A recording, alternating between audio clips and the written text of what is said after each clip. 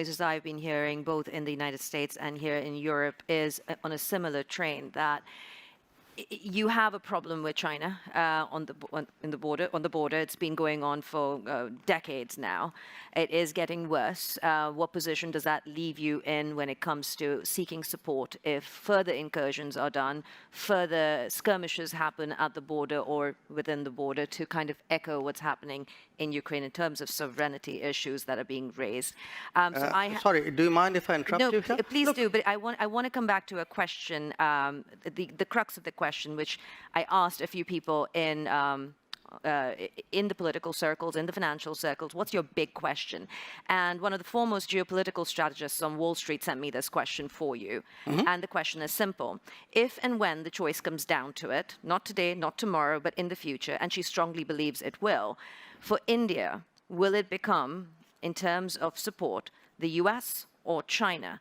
And that will be kind of a defining moment that comes out of the situation that we face with Russia right now. Look, number one, why I wanted to interrupt you in a way. I mean, I'm partly reacting to the previous observation. Somewhere Europe has to grow out of the mindset that Europe's problems are the world's problems. But the world's problems are not Europe's problems. That if it is you, it's yours. If it is me, it's ours. I think that's something, and I see, reflections of that. Again, in terms of, there is a linkage today which is being made. A linkage between China and India and what's happening in Ukraine. So come on, guys. I mean, China and India happened way before anything happened in Ukraine. So the Chinese don't need a precedent somewhere else in the world on how to, engage us or not engage us, or be difficult with us or not be difficult with us. So as I said, I just see this as frankly a not very clever argument, a very self-serving one.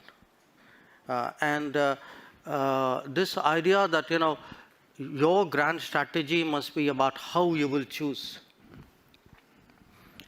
I will do what, as all of us do.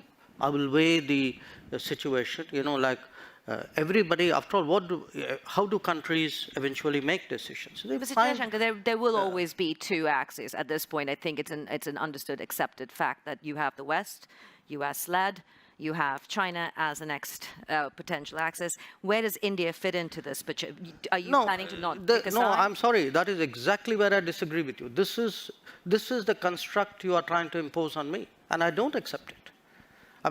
I don't think it's necessary for me to join this axis or not, and if I'm not joining this, I must be with the other one. I don't accept that. I think I'm 1/5 of the world's population.